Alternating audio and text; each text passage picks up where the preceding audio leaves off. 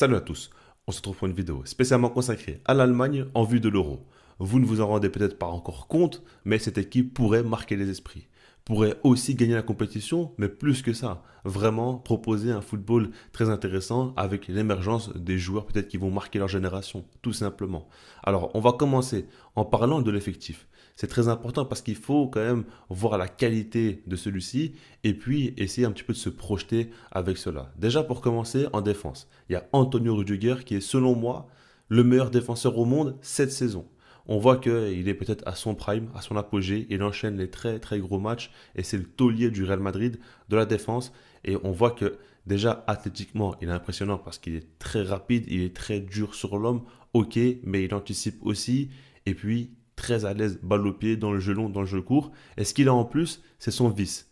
C'est le fait qu'il arrive à faire en sorte que l'attaquant face à lui sorte un petit peu de son match, le déstabilise. Et ça, c'est vraiment un bonus, comme je vous l'ai dit.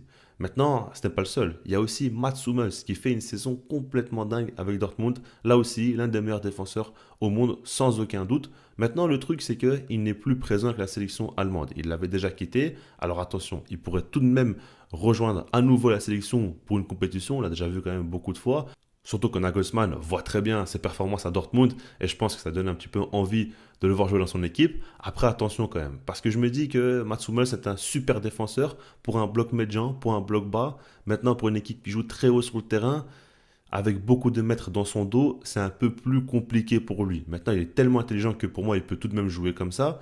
Mais Nagelsmann, c'est peut-être pas non plus le type de défenseur qu'il préfère. Après, comme je vous l'ai dit, vu ses performances, c'est pas non plus impossible. On va suivre ça de près. Mais en tout cas, si c'est pas Mats Hummels, ça sera Jonathan Tah. Et lui, avec Leverkusen, il fait une grande saison aussi, donc c'est vraiment pas un problème au niveau de la défense. Ensuite, quand on regarde au milieu de terrain, il y a des joueurs comme Toni Kroos, par exemple, qui sort une grande saison avec le Real Madrid. Encore une fois, on le voit à un très très haut niveau. On l'a vu aussi il n'y a pas longtemps avec la Mannschaft face à l'équipe de France te sortir un très grand match et on voit que ce joueur-là est tout simplement encore dans une très grande période de sa carrière.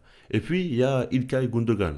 Quand on regarde en soi, le Barça fait pas vraiment une bonne saison, voire pas du tout, mais lui en tout cas sort un petit peu du lot, on voit qu'il sort quand même de très bons matchs, il arrive à être décisif et c'est un joueur tellement expérimenté, tellement important. En plus de ça, il colle parfaitement aux demandes de Nagelsmann, donc c'est vraiment une très bonne nouvelle pour cette équipe-là, encore une fois. Et puis, quand on regarde le duo magique en attaque, celui pour lequel je pense la plupart des gens voudront regarder les matchs de la Mannschaft, c'est tout simplement Musiala, Florian Wirtz, qui font deux saisons très impressionnantes, deux jeunes qui émergent énormément et deux jeunes qui ont de la magie dans leurs pieds, tout simplement. C'est très très beau à les voir jouer, ils sont très intelligents, ils sont capables de marquer, de dribbler, déséquilibrer, de faire des assists, ils sont capables de tout faire sur un terrain de foot. Et ça, bah, c'est tout ce qu'on aime tout simplement. Ensuite, il y a même Kai Havertz qui est enfin en confiance. On sait que c'est un joueur très intelligent, un joueur qui sert beaucoup à son équipe. Mais quand il est en confiance, il peut aussi marquer des buts. Et là, vraiment, c'est très très bien aussi pour la Mannschaft. On va pas se le cacher, il y a quand même d'autres sélections qui ont de meilleurs effectifs que l'Allemagne.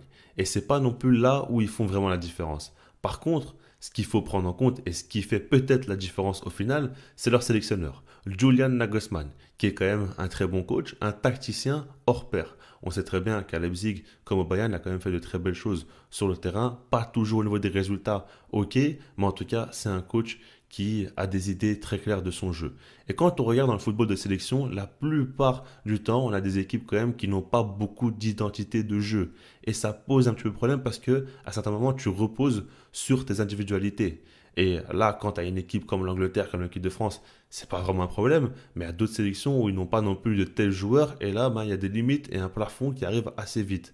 Mais quand tu as un très très bel effectif, pétri de talent, et que tu as aussi un tacticien qui peut combler les manques par des idées de jeu de sa part, tout simplement, ça fait vraiment la différence.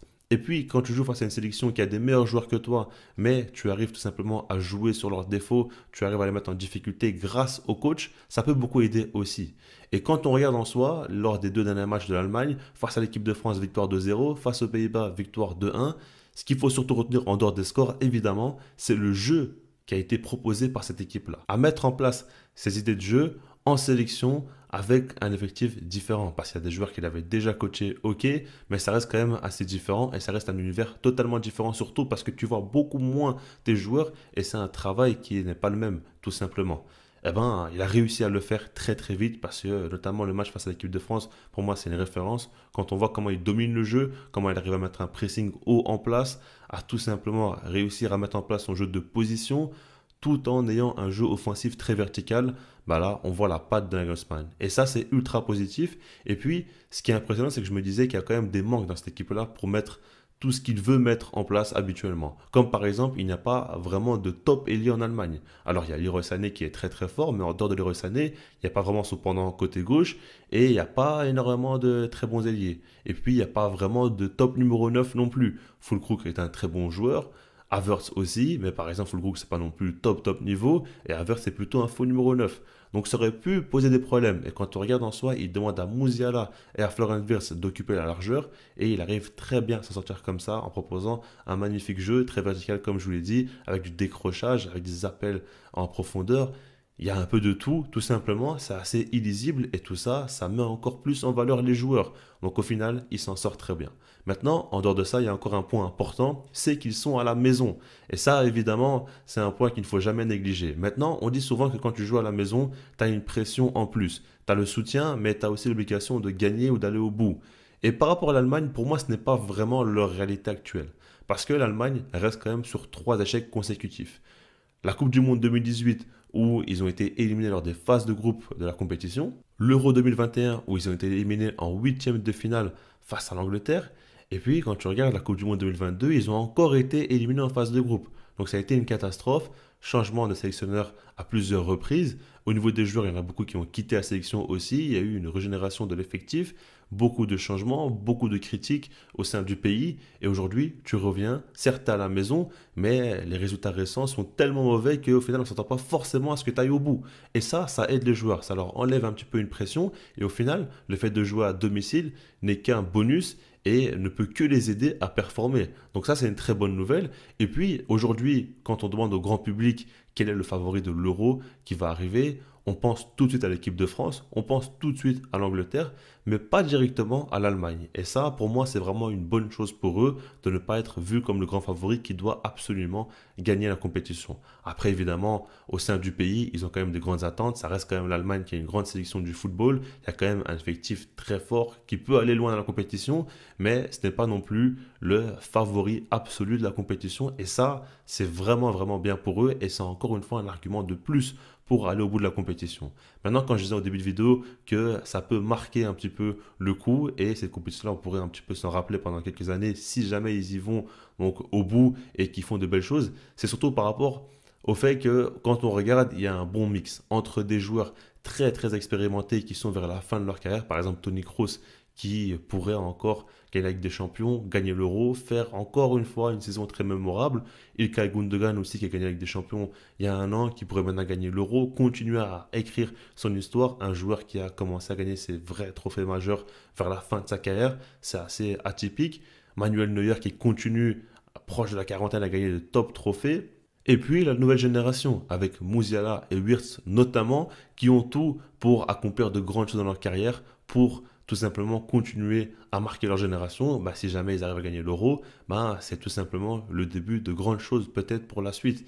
Et ça, c'est important, ce mix entre des légendes du football qu'on a connues depuis des années et des années, continuent à gagner des trophées et continuent à écrire leur histoire, et des très jeunes joueurs avec un immense potentiel, commencer eux aussi à connaître et côtoyer le succès. Donc ça, on va suivre de très très près. En tout cas, ce qui est sûr, c'est que pour moi, vraiment, l'Allemagne est une des équipes que j'ai le plus envie de voir jouer par rapport aux joueurs, par rapport aux coachs et tout ça.